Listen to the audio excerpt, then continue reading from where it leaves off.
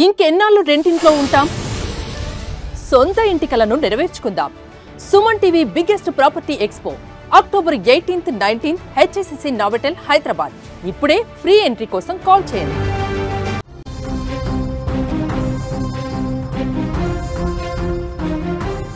కడప జిల్లాలో చిన్నారితో సహా దంపతులు ఆత్మహత్యకు పాల్పడ్డటువంటి ఘటన సంచలనంగా మారింది. దీంట్లో ఇప్పుడు విచారణలో షాకింగ్ విషయాలు బయటకు వస్తున్నాయి.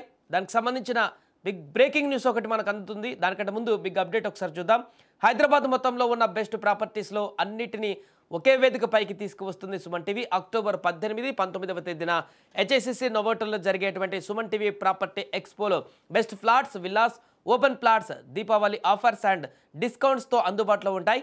మీరు విజిట్ చేసి ప్రతి గంటకి ఒక గోల్డ్ కాయిన్ గెలుచుకునేటువంటి ఛాన్స్ కూడా ఉంది. ఫ్యామిలీతో రండి, మీ డ్రీమ్ ప్రాపర్టీని సొంతం చేసుకోండి. రైట్, ఇక వార్తలోకి వెళ్తే కడప జిల్లాలో నిన్న ఒక వార్త మనం చూడడం జరిగింది. ఒక చిన్నారితో సహా దంపతులు, కొత్తగా పెళ్ళైనటువంటి దంపతులు రైలు కింద పడి ఆత్మహత్య చేసుకున్నటువంటి ఘటన చూసాం. మనం అందరం చాలా కలిసివేసిందంతా కూడా విషాదకరంగా మారింది ఆ ప్రాంతంలో అంతా కూడా ఆ ఘటన. అయితే దీనికి సంబంధించిన సంచలన విషయాలు ఇప్పుడు బయటకు వస్తున్నాయి. మొదట వ్యక్తిగత గొడవలు అనుకున్నా కూడా దీని వెనక ఆస్తి వివాదం కూడా ఉన్నట్లుగా తాజాగా తెలుస్తుంది. ప్రేమించి పెళ్లి చేసుకున్నారు ఆ ఇద్దరు యువతి యువకులు కూడా. ఈ నేపథ్యంలోనే ఆస్తి గొడవలు, కుటుంబ కలహాల కారణంగానే పసిబిడ్డతో సహా రైలు పట్టాలపైన వీరు ప్రాణాలు వదిలినట్టుగా తెలుస్తుంది. అంతేకాదు దీంట్లో మరొక ట్విస్ట్ కూడా నెలకొంది. కడపలోని శ్రీరాములు నగర్కు చెందినటువంటి శ్రీరాములు మృత్యుంజయ కుంటలో ఉంటున్నటువంటి తన బంధువు కుమార్తె శిరీషను ప్రేమించాడు. పెద్దల అంగీకారంతోనే వీరిద్దరు కూడా పెళ్లి చేసుకున్నారు. వీరికి రిత్విక్ 16 నెలల చిన్న బాబు కూడా ఉన్నాడు. అయితే శ్రీరాములు తన తల్లిదండ్రులు, నానమ్మ, తాతయ్యలతో ఉమ్మడి ఇంట్లోనే నివాసం ఉండేవాడు. అయితే శ్రీరాములు ప్రేమ పెళ్లి చేసుకోవడం వల్ల కుటుంబంలో గొడవలు మొదలయ్యాయని చెబుతున్నారు. ముఖ్యంగా ఆస్తి పంపకాల విషయంలో డైలీ అంటే ప్రతిరోజు కూడా గొడవలు జరుగుతుండేవట. దీనికి తోడు శ్రీరాములకు మద్యం తాగేటువంటి అలవాటు కూడా ఉంది. ఈ మత్తులో అతను మరింత ఎక్కువగా గొడవ పడేవాడు. ఈ గొడవలే వారి జీవితానికి ఎండ్ కార్డు పడేలా చేశాయంటూ కూడా అక్కడున్న వారు చెప్తున్నారు. రైట్, ఇక ఆదివారం రాత్రి కూడా శ్రీరాములు మద్యం సేవించి ఇంటికి వచ్చాడు. ఎప్పటిలాగే ఆస్తి, కుటుంబ సభ్యులతో గొడవ పడ్డాడు. ఈ గొడవ కాస్త పెద్దదైపోయింది. తర్వాత శ్రీరాములు, శిరీష ఇద్దరు కూడా ఆటోలో రైల్వే స్టేషన్కు వెళ్ళిపోయారు. ఇంట్లో జరిగినటువంటి గొడవ తర్వాతనే ఇదంతా చూసిన అతని నానమ్మ వెంకట సుబ్బమ్మ ఒక్కసారిగా భయాందోళనకు గురైంది. కుటుంబంలో జరుగుతున్నటువంటి గొడవలు మనవడు, మనవరాలు చేసిన ఈ పనికి తట్టుకోలేకపోయారు. ఆమెకు వెంటనే గుండెపోటు వచ్చి ఇంట్లోనే అక్కడికక్కడే మరణించారు. అయితే ఈ రైలు పట్టాల వద్దకు వెళ్ళి దంపతులు చిన్నారితో సహా ఆత్మహత్య చేసుకోవడానికి ముందే వారి యొక్క నానమ్మ ఆల్రెడీ అంటే అంతకుముందే ఇంట్లో గొడవలయ్యాయి కాబట్టి, గొడవల్లో తీవ్రమైనటువంటి ఉద్రిక్త పరిస్థితులు ఏర్పడ్డాయి కాబట్టి ఆ యొక్క గొడవలే మనస్తాపానికి గురి చేసి వాళ్ళ నానమ్మను గుండెపోటు వచ్చి మరణించేలాగా చేసింది.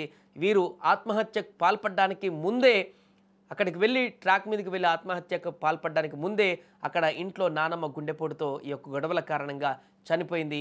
ఆ వెంటనే క్షణాల్లోనే వీరు కూడా అక్కడికి వెళ్ళి ఆత్మహత్యకు పాల్పడ్డారు రైల్వే ట్రాక్ పైన. ఇక నానమ్మ విషయం తెలియనటువంటి శ్రీరాములు, శిరీష తమ చిన్నారి రిత్విక్తో కలిసి రాత్రి 10:30 కడప రైల్వే స్టేషన్కు చేరుకున్నారు. 3వ ట్రాక్ పైన నిలబడి అటుగా వస్తున్నటువంటి గూడ్స్ రైలు కింద పడి ఆత్మహత్యకు పాల్పడ్డారు. ఇంటి నుంచి వెళ్ళినటువంటి వారు ఎంతకీ తిరిగి రాకపోవడంతో కుటుంబ సభ్యులు టెన్షన్ పడ్డారు. ఉదయం ఈ ఘోరం గురించి తెలుసుకొని అంతా కన్నీరు మున్నీరయ్యారు. ప్రేమ పెళ్లి చేసుకొని ఆస్తి గొడవలు తట్టుకోలేక ఒక క్షణికావేశంతో తీసుకున్నటువంటి ఈ రాంగ్ డిసిజన్ వారిద్దరి ప్రాణాలు తీయడమే కాకుండా అభం శుభం తెలియనటువంటి ఆ చిన్నారి ప్రాణాన్ని కూడా బలికొంది. మొత్తం 4 ప్రాణాలు బలికొన్నాయి వారి యొక్క గొడవల కారణంగా, ఆస్తి తగాదాల కారణంగా, ఇంట్లో ఒకరికొకరికి నెలకొన్నటువంటి విభేదాల కారణంగా. ఇలాంటి పరిస్థితులలో ఒకే కుటుంబానికి చెందినటువంటి 4 ఒకే రోజు ఒకే సమయంలో చనిపోవడం అనేది చాలా దిగ్భ్రాంతికి గురి చేసేటువంటి అంశంగా మారింది. అక్కడ ఉన్నటువంటి స్థానికులందరినీ కూడా కన్నీటి పర్యాంతానికి గురి చేస్తుంది. ఎన్ని గొడవలు ఉన్నా, ఎన్ని ఆస్తి తగాదాలు ఉన్నా కూడా అవి సద్దుమణుగుతాయి. కూర్చొని మాట్లాడుకుంటే సెటిల్ అయిపోతాయి. 4గురిని పిలిపించి మాట్లాడుకుంటే దానికి ఒక పరిష్కారం దొరుకుతుంది. కానీ అలాంటి పరిష్కారం కంటే ముందే క్షణికావేశం అనేటువంటి ఒక ఈగో ఇది ప్రాణాలన్నీ ఏ రకంగా బలి తీస్తుందనే దానికి మరొక ఉదాహరణగా వీరి యొక్క మరణాలు మనకు కనిపిస్తున్నాయి.